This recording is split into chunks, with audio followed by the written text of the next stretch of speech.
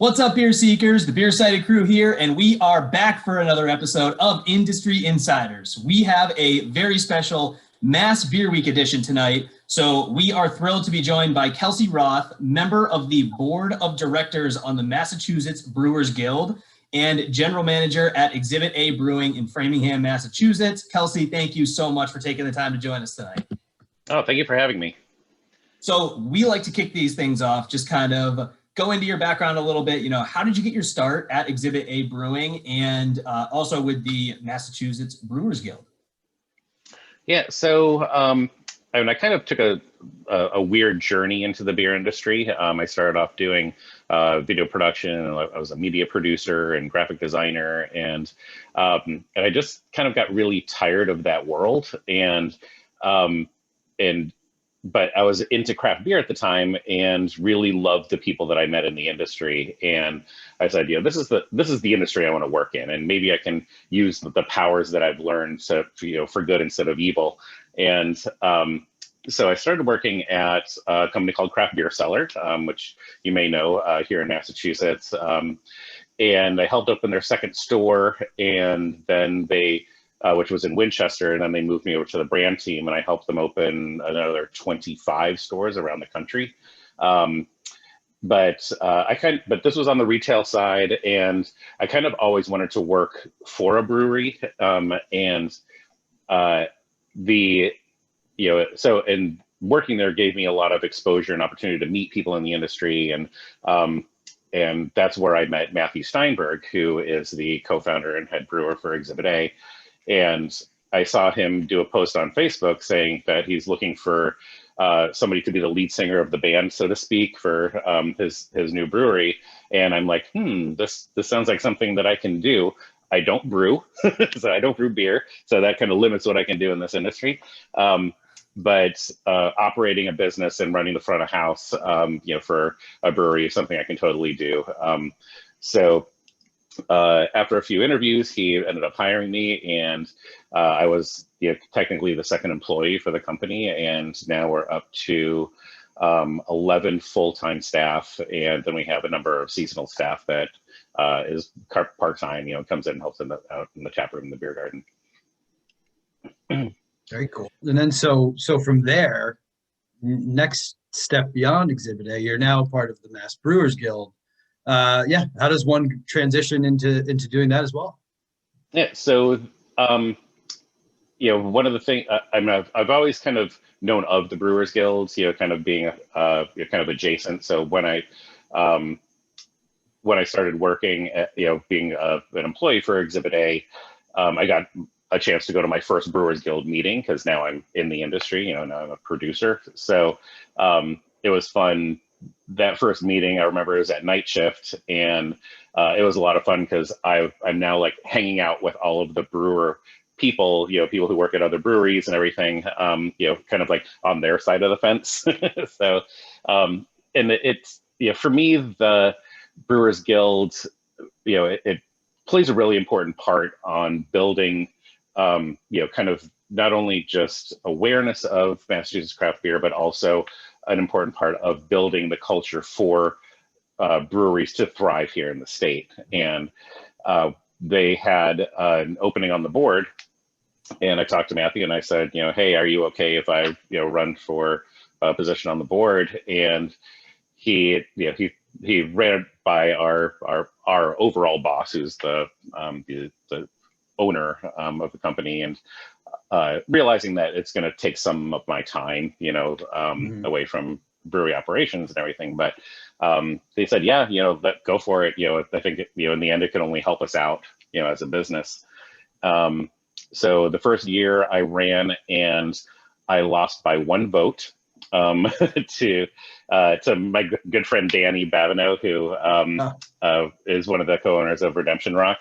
And I was a little disappointed, but she's awesome, so I wasn't that disappointed. But that year, the board decided to create one more seat, because they're like, if you are this passionate to be a part of the board, we should make a seat for you. So they created one temporary seat for me, and then I ran again this year and actually legitimately won my seat on the board. So But yeah, it's been great. You know, I've been able to help initiate the diversity inclusion committee there.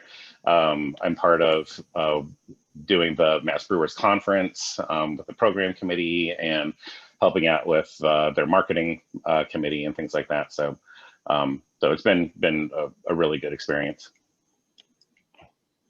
Is it quite the leap to go from, you said, not really being a much of a brewer yourself to being in this committee that, you know, has everything to do with brewing?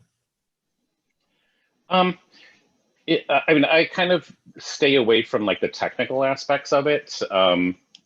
You know, that there's people way more smarter on that than I am. And so from that standpoint, you know, like Matthew is a much better person to discuss, you know, the technical side of brewing with. He's been brewing in Massachusetts for over 22 years. So, you know, he's just got this wealth of knowledge of, you know, ingredients and techniques and process and equipment and all of that. For me, you know, where I feel my assets are better utilized is on that business side of it. So marketing, programming, promotion, you know, all of those aspects are a little bit more in my wheelhouse. And frankly, I think it's something that, while that technical aspect is very important, you know, I think there's a lot of brewers who may start off as like home brewers who want to open up their own brewery. And so they know how to brew beer, but they may not know how to run a business. And yeah, so that side is just as important.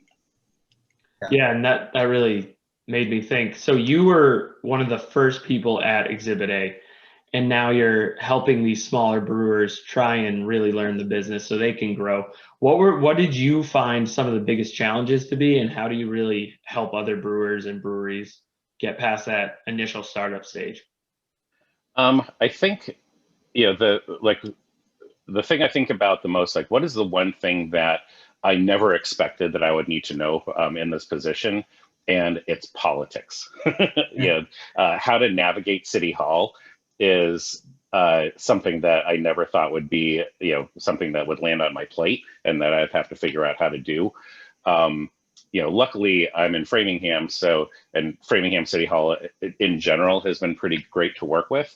But that's not the case in every city and town. And, you know, and if you come out swinging against your, you know, city councilors or your licensing department or something like that, like, they're not going to make your life easy. So, you know, I send flowers to our licensing coordinator in Framingham for her birthday. You know, it's like, this is like, I want to make sure that she loves me and, you know, and that she's going to take care of us and that we're forefront in her mind, you know, if something comes up. You know, you've got to make those good relationships. You've got to foster those relationships because if not, they can make your life hell. And, you know, and I think that's something that people just don't think about. You know, it's like, oh, you just fill out some forms and you apply for a license and boom, you're good to go.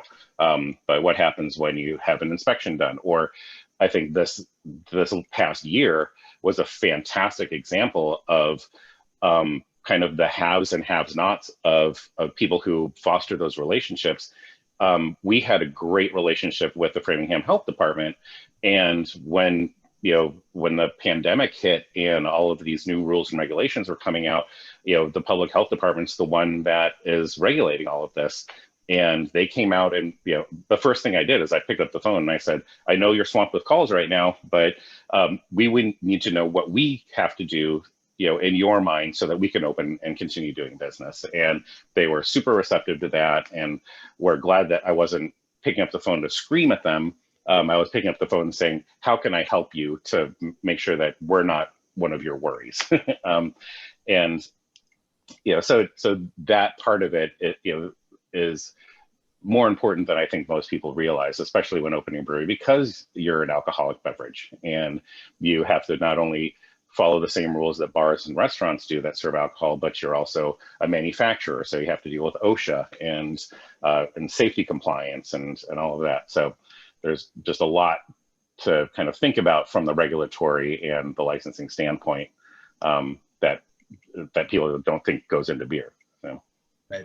Honestly, I think most of what you just said is great career advice, not just opening a brewery, but so many people don't look at things that way. Like, you got to build these relationships, and it's not because you it's this fake thing you're doing. It's because, it's good to work with people that way. That's how things get done. Reasonable people working with reasonable people always works out better. So that's awesome. So I noticed, to kind of piggyback off of Nick's question, you have a number of for Mass Beer Week, which is coming up March 6th through March 13th.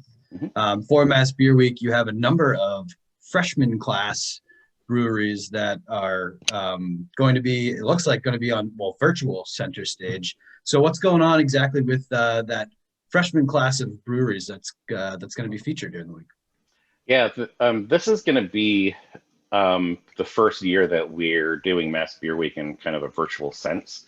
Right. The shutdown last year didn't happen until after Mass Beer Week, and so normally the freshman class, and this I think we've done it for 5 years now, and maybe it was 4 years. I know we were one of the first freshman class to be involved in 2016, cool. And it's always been a great event because it's a limited number of tickets that they would do for the event, and it was more of like a beer fest, but kind of a round table sit down discussion. So you got to kind of go from table to table and sit down and talk with one of the owners or the brewer from that new brewery, taste their beers, talk about like what, get a chance to know them a little bit. And it was just always this kind of good way to kind of welcome these new breweries into the community, and also a good way to kind of give them exposure to people who may not have heard about them before. So this year we're breaking it up into different segments. So each brewery is going to have its own night throughout the week, and and we hope that we are, in a virtual sense, are still going to be able to kind of cultivate that kind of personal touch that you were able to get in the old event. And for me, it was one of my favorite events because I was feeling at the time that the beer fest, like the Mass Brewers Guild does 2 large beer fests a year, and then we do some of these smaller events. And the large beer fest, I think, especially in Massachusetts, was starting to kind of lose some interest from the beer community. It was because especially because here in Massachusetts there's such a great taproom culture that you didn't have to go to a beer fest to go experience a brewery's beer. You could go, you could come into Metro West and you can hit up Exhibit A and Jack's Abbey and Springdale and Startline and Medusa and Craft Roots and Cold Harbor and so you could just make up your own little beer fest if you wanted, and still get a chance to have that experience, to meet the brewer and things like that. So I think those larger fests were starting to wane in popularity, but I think there's a value to having a closer one-on-one with the people who make your beer and the beer that you enjoy, and having a little bit more of an intimate experience, I think, has a little bit more. It's not something that most people get to experience, and going around hitting up 55 different breweries and drinking 2-ounce samples, it's fun, but I think I think here in Massachusetts it was starting to wane in popularity a little bit. I think people are starting to get a little tired of it. But in other states they're still like gangbusters, so who knows? I think we might be a little ahead of the game here, or because we have so many great breweries. But, love it. Well, so for this year in particular too, you mentioned that so many people like to get together for these big beer fests and whatnot. So obviously things are looking a little different this year, especially for an event like Mass Beer Week, where you try and get the camaraderie of everyone coming together and trying to get people to experience these breweries and all this great craft beer that Massachusetts has to offer. How different, obviously, besides the obvious answer, it's going to be a real tough year to do a lot of things virtually and just different, but what does this year look like for Mass Beer Week, and how have you guys been able to adapt to the circumstances? Yeah, I think overall we've had to pare it down a lot. Part of what Mass Beer Week ultimately is a celebration of beer and breweries here in Massachusetts, and it was a way that we would want to collaborate with the bars and restaurants and the liquor stores and, you know, craft beer stores that really support the breweries and are vital to many of our existences. So we would do, you know, tap takeovers at, Rail Trail in Hudson, or, at Canary Square and, in JP or someplace like that. And, kind of have these larger events that we just can't do anymore. And, so I think a lot of us are trying to figure that out, like what can we do and what can we do to still have fun? And a lot of it is, this kind of thing, let's hang out on a Zoom call and drink some beer and chat. And, so I think that's kind of the biggest change. But we're trying to transition a little bit more towards social media too. So we're doing like the photo contest and things like that, so people can kind of show their love for Massachusetts craft beer and hopefully still kind of just give everyone a week of pride to say hey the best beer in the world is brewed right here. You don't have to go anywhere else. So and that's ultimately what we are blessed in this state to have so many great breweries. Let's take a week to just kind of celebrate that and post some photos and drink some beer and do some stuff that may be silly and crazy, but at least still celebrate what it is that we do here. Yeah, that's cool. Everybody's had to adjust in the same way, so I feel like all of that is totally understandable. Going back to some of your previous Mass Beer Weeks, when things were done in the physical event form, and hopefully next Mass Beer Week, or even between now and then. I remember last year when we were first starting BeerSighted, we saw Mass Beer Week coming up. We saw a whole bunch of events planned throughout the year that looked awesome. I would imagine that post-COVID, you guys are going to, dive right back into all sorts of different fun events and just trying to bring all of that back. What I was going to originally ask was, what are some of your favorite previous Mass Beer Week events? And do you have any crazy stories, or just what was some of your favorites before all this craziness? A couple of the favorite ones. One was we did a Brewers curling tournament.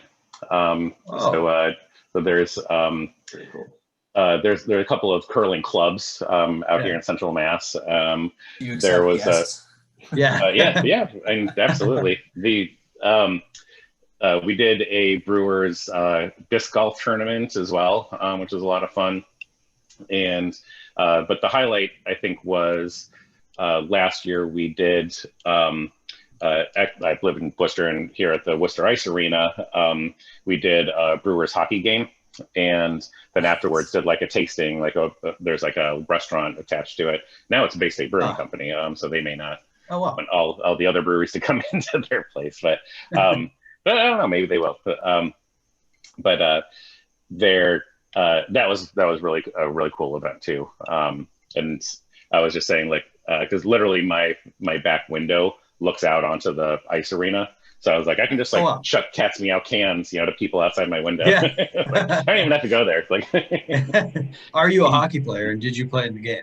I played street hockey. I don't ice skate so well. With you there. So no, I was not a participant. But I'm a huge hockey fan. So I grew up a Chicago Blackhawks fan, and Chicago born and bred, and then when I moved out here, the Bruins were always my second favorite team growing up. Nice. Because of the big bad Bruins and Terry O'Reilly and all of that, and of course Ray Bork. So when I moved out here, I quickly became a Bruins fan. So they're now my number one team. But so the Stanley Cup between the Blackhawks and the Bruins was a tough one for me. But I was like, either way, a team that I love is winning. So yeah, there you go. I think we're all on the same page with the Bruins, the lack of skating, and the love of hockey. So Kelsey, if other people wanted to get involved in the guild, but they didn't want to be on the board of directors like you, is there a way they can get involved or support it? Well, yes and no. there's a few ways that you can support the guild, not necessarily financially, but in a kind of in a real metric sort of way, is to actually download the Mass Brewers Guild app on your phone. It has every single brewery in Massachusetts on it. There's a way that you can see what's on draft, as if they're keeping up, with updating the app. To see what's on draft, you can check into locations. You can actually plan out like a little brewery tour on it, which is really cool. And every year we throw a party for the people that have the most check-ins throughout the year to different breweries. So, and in the past, we would basically host a dinner, and like Jim Cook from Sam Adams would come, and we'd get Jack from Jack's Abbey, or Dan Lanigan from Lord Hobo, and get some of the big heavy hitters, and give these people an opportunity to literally sit down, drink beer, and have some food with some people here in the industry. We're trying to figure out what we do this year, since we can't really do that as a reward. So we might see if everyone is okay if we just bump it a year and wait until maybe this fall, and we'll do something then. But that's one way that you can support as an individual. If you work for a company that wants to kind of get involved with breweries, we have associate memberships, and those are like, they can be, attorneys or insurance companies or merchandise companies, label manufacturers, all these kind of businesses that support the brewing industry, even though they don't necessarily brew beer. There are associate membership opportunities, but mostly, like, if you're just a regular citizen and you want to support the Brewers Guild, support their events. That's the way that we make the most money. So we're always trying to figure out how to do events right now, because we can't get, people can't come together. So we've been trying a few different things. Like earlier this year, we did the mixed bag, which was actually a lot of fun, where we had it was basically a video show that we put together, like a variety show. So breweries all over the state recorded different videos, and we pieced them all together, and they did everything from juggling to, I think, timber yard. Every one of their staff did shot videos of them shotgunning beers and stuff, and it was like a really fun video. We didn't make a lot of money on it, but we had over, I think, 200 people log in and watch the show live on Facebook as it aired. So from that standpoint, it did really well from a touch point, but as a fundraiser, people weren't throwing money at us for it, but it was really fun, and I hope that we do it again. But that's really the main way that people out there can support, and if you're going out and buying local beer and supporting your local brewery, that's really the number one thing. Yeah. And it's easy to do around here. Like you said, there's breweries on every corner. Yeah. They're from the Brewers Guild. They have three different main branches of what we do. The first one is that kind of promotional side. So we want to promote craft beer in Massachusetts and help support our breweries, and make sure that they're getting the exposure they need and things like that. The second part of it is the technical and business side, where we help them develop their business and make sure that they have resources available to help them make the best decisions they can for themselves. And then the third one is we have a government affairs arm, and that side is really focused on making sure that from a legislative standpoint, Massachusetts is a good and healthy environment for breweries to thrive in. So our last big initiative, and this is something that's been in the works for over 40 years here in Massachusetts, was franchise law reform, which is a fancy word for basically revising the relationship between a brewery and their wholesale distributor. These laws were developed when there was basically three breweries in Massachusetts, and it was Budweiser and Miller and and probably Harpoon or Sam Adams. Right. But but the laws were designed because if Budweiser suddenly decided to stop working with a wholesaler and wanted to leave, that could destroy the business of that wholesaler. So all of these laws went in to make it almost impossible to get out of that relationship.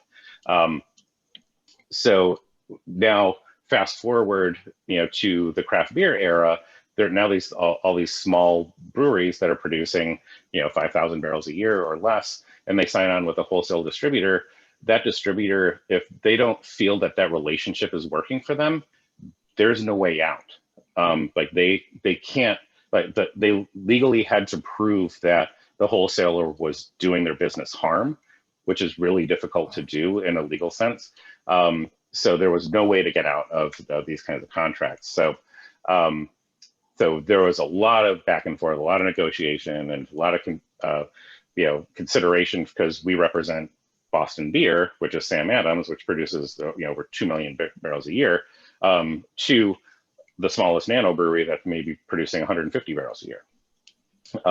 And we finally got it passed through a lot of compromise and everything, but everyone was finally happy with it. And that kind of thing really changes the landscape of a brewery's ability to do business in this state.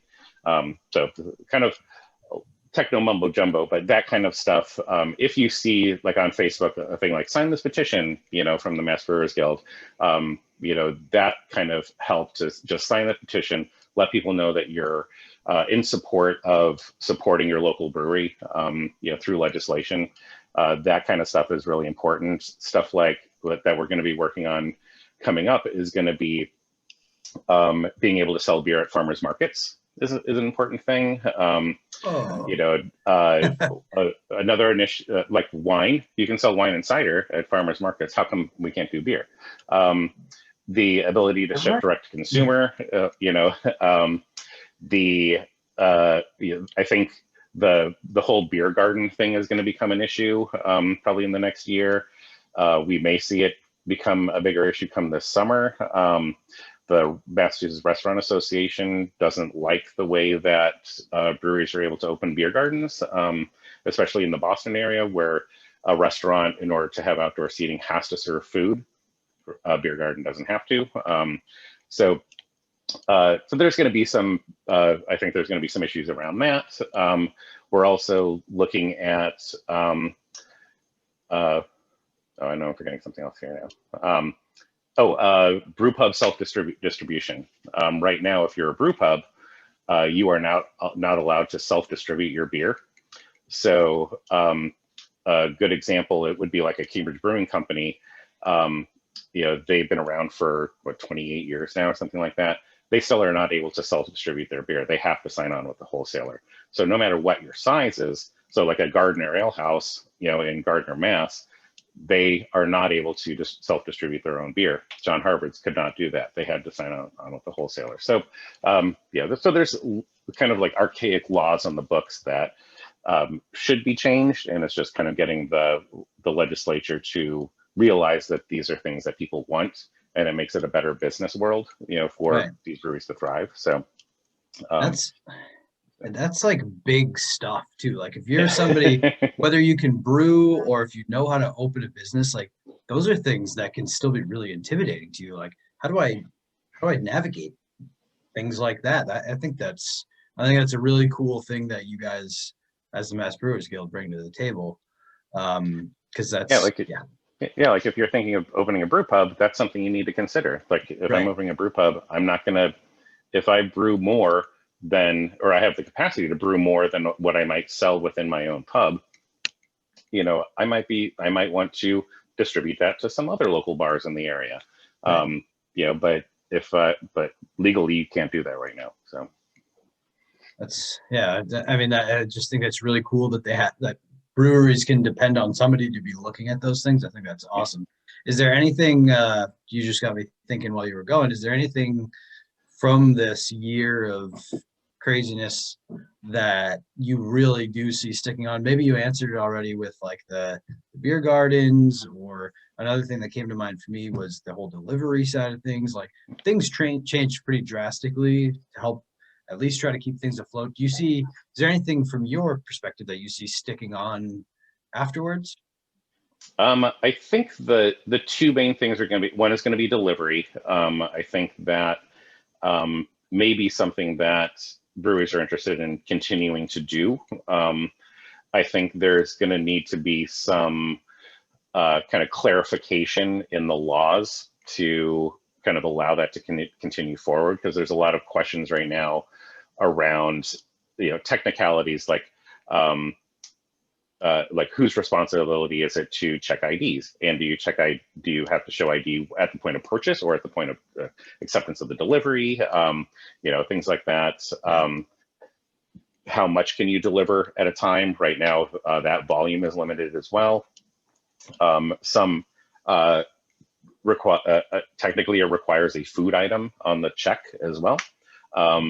So these are all gray areas. So I think that some of that's going to have to be clarified in some way.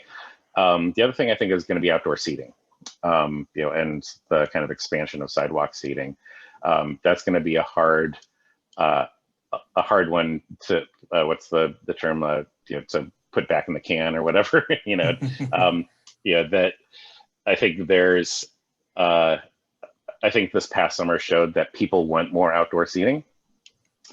So making that an easier process to go through, I think is going to be important. Right now we're able to do it through basically a relaxing in zoning laws through the governor's executive order. But that order expires 60 days after he declares that the end of the state of emergency is over.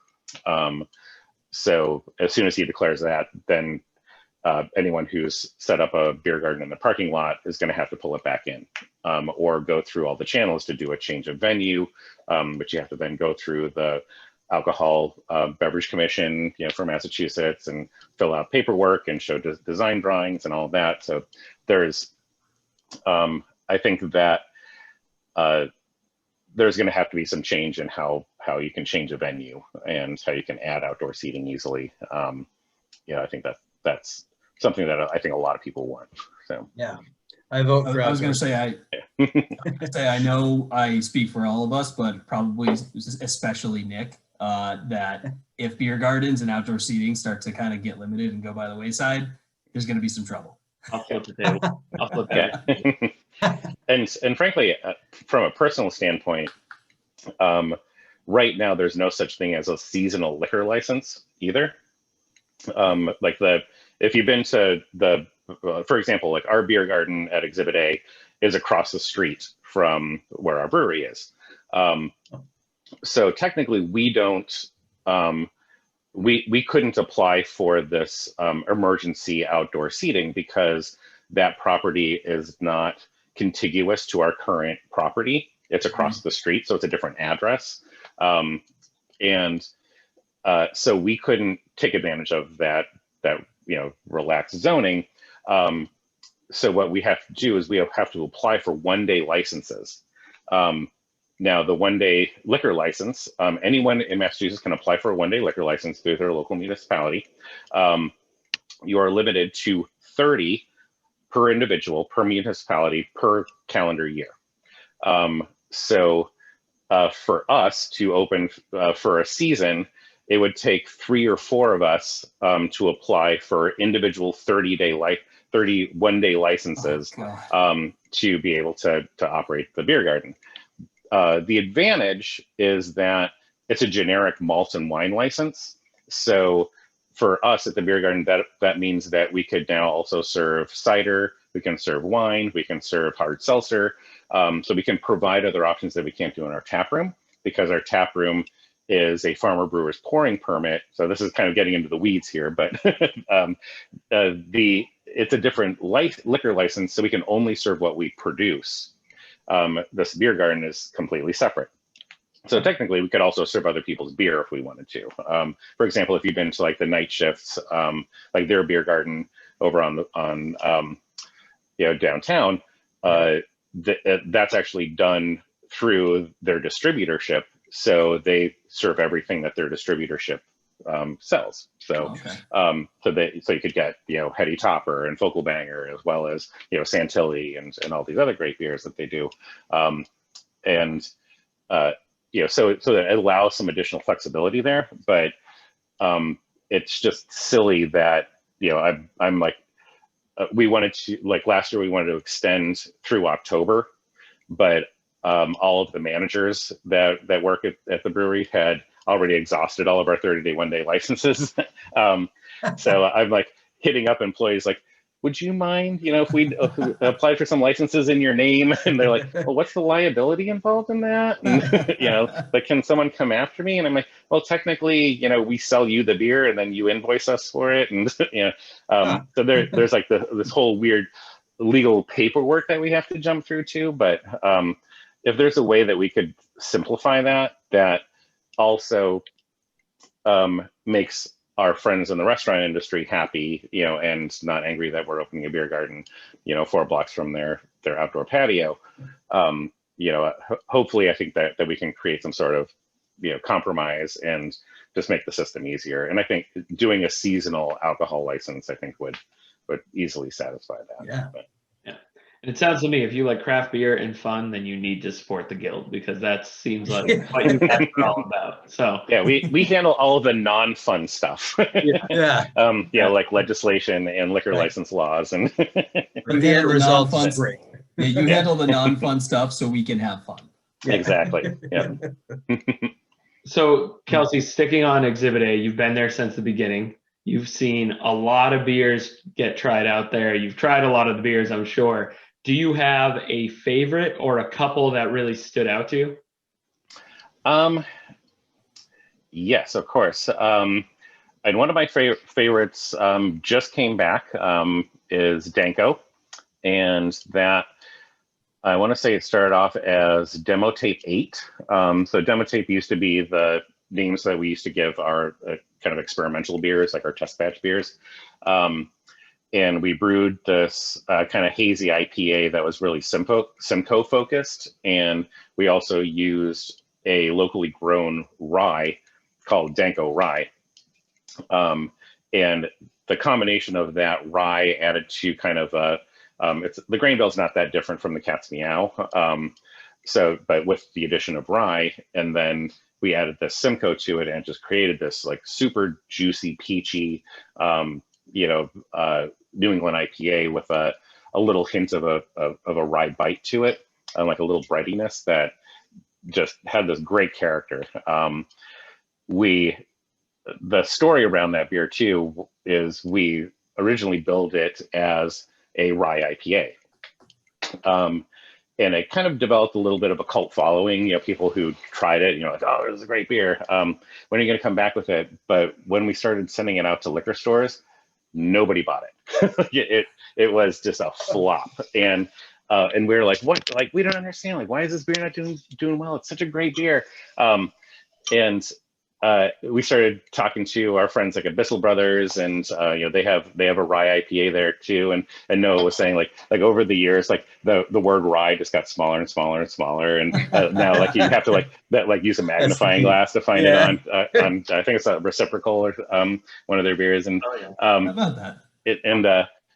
So we said, well, we don't have to call it a rye IPA. So now it's a New England style IPA. And then on the side, we say brewed with Danko rye from, malted at Valley Malt in Hadley, Mass.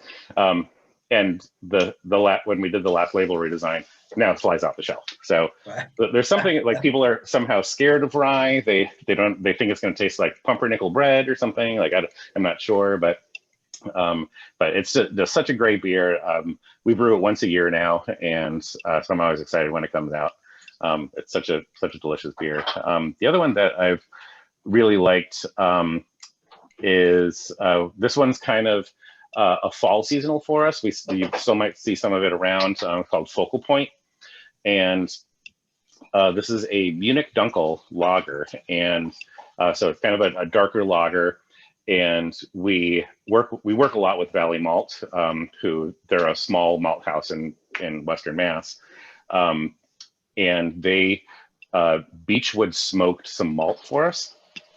And so we add that to this Munich Dunkel, and just the balance of like that slightly sweeter lager with a little hint of smoke to it. It's just so good. So that drinking like a half-liter tankard of that, sitting outside is pretty awesome. You gave us two very different beers. I like it. Yeah. Yeah. And you really showed the whole marketing side of things there with the rye, you know?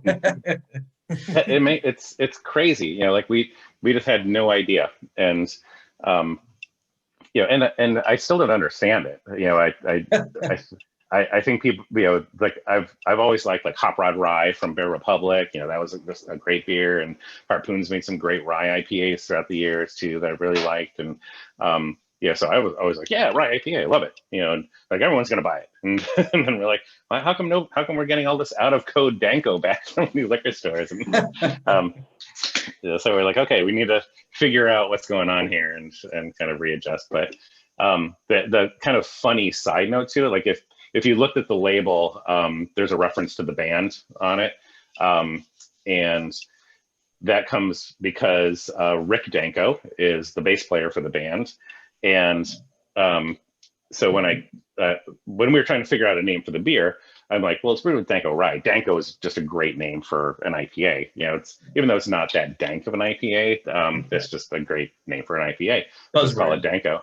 Yeah. And so then we started looking into the name a little bit more, and Matthew's a big fan of the band. He's like, oh, you know, Rick Danko from the band, you know, it's like that's a relation. So maybe we tie that into the label design somehow. And he like started Googling him, and it turns out that he was born in Saskatchewan, Canada, in a town just south of Simcoe. Simcoe, Ontario, I think it is. But so he's basically from the town of Simcoe. And we're like, so we use Simcoe hop. So like, this is falling all into place. That's perfect. Easy marketing. Yeah. So big fans of the band will recognize like the album on the label is an album from the band, and people will text us all the time, you know, like or PM us like on Instagram and be like, is this a reference to Rick Danko? And they were like, yeah, kind of. That's awesome. Well, real quick before we get you out of here, let you go for the night. You know, what do you guys at Exhibit A have coming up this winter? You know, how can people get your beer? And you know, do you guys have any plans for Mass Beer Week? Yes. So first for Mass Beer Week, since that's kind of the theme here.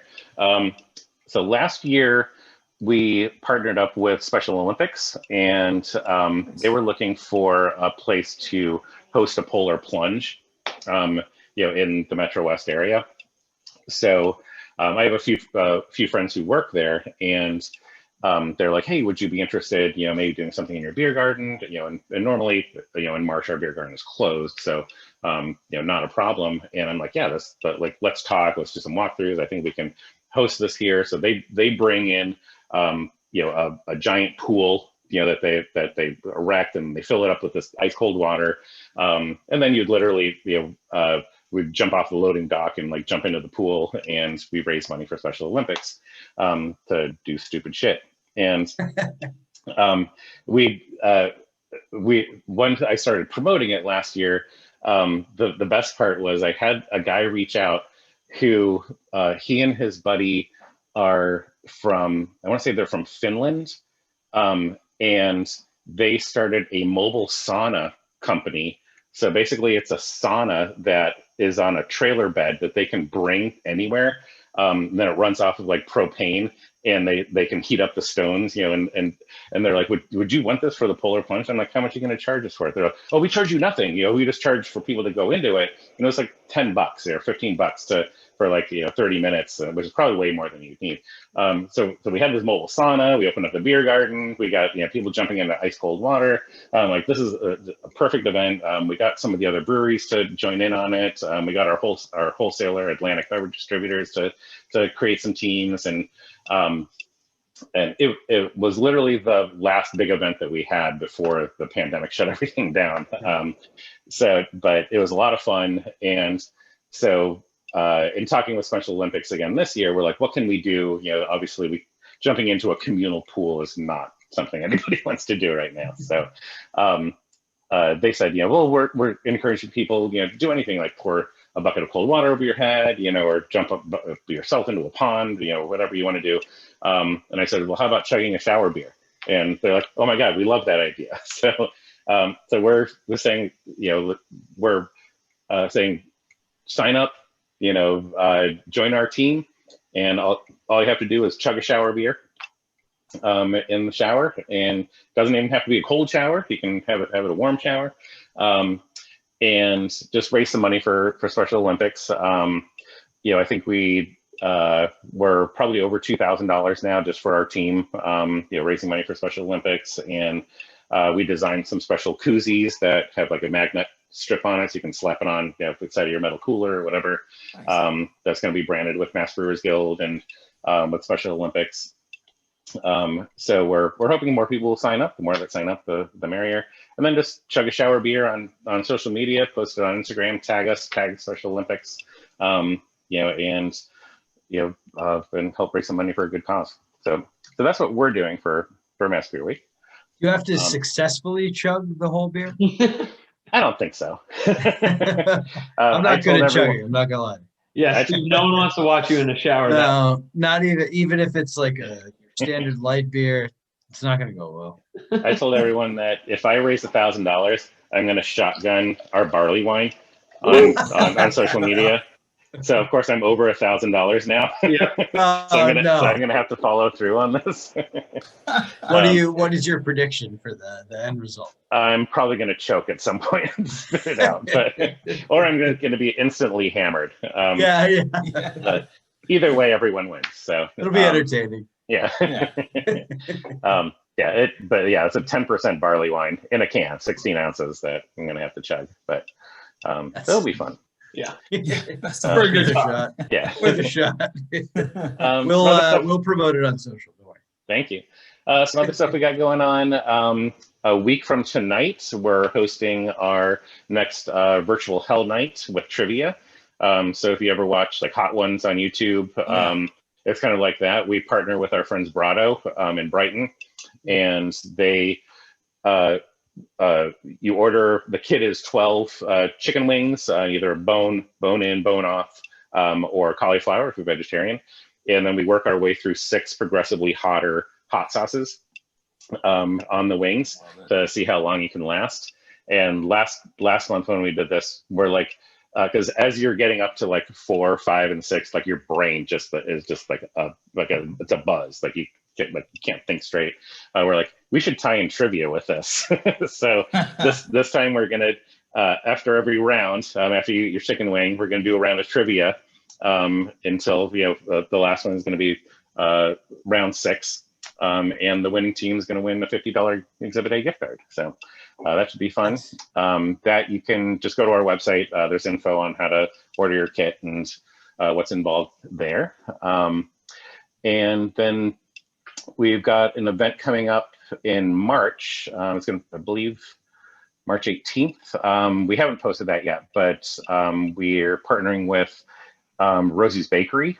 If you're familiar with them, they used to have some locations around. They're mostly doing wholesale stuff now, but we're going to do a cookie and beer pairing. And they're basically the way that Rosie's does this is she literally packages a disc of the raw cookie dough. So you bake the cookie yourself just before the event. So you're going to have this hot, fresh cookie. And then I'm going to pair different beers with each cookie ground. And we're partnering with Chew on This, which is a Facebook foodie group for the Metro West. And that should be a lot of fun too. So that's right after St. Patrick's Day. So, very cool. Nice. I love it. It sounds great. So one more thing really quick. Where can people go to get the latest information on both Exhibit A and the Mass Brewers Guild? So Mass Brewers Guild is massbrewersguild.com, also on Facebook and Instagram.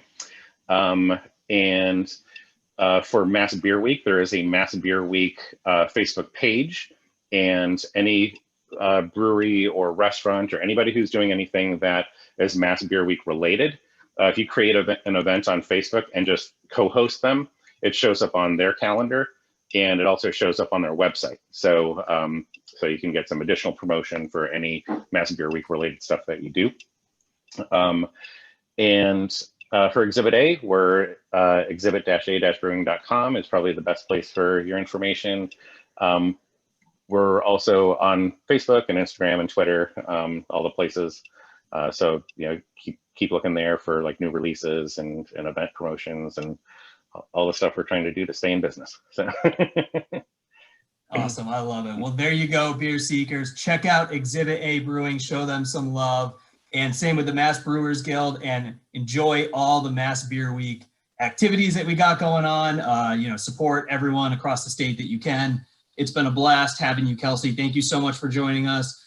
For more information on us, check us out at BeerSighted.com. Subscribe to our YouTube channel for more of our video content, including more Industry Insiders episodes, and follow us on social media at BeerSighted Pod. Kelsey, again, thank you so much for taking the time to join us tonight. Cheers. Cheers to Mass Beers. Thanks, Kelsey. Here's the Mass Beers. Cheers. I love it. Cheers to Mass Beers.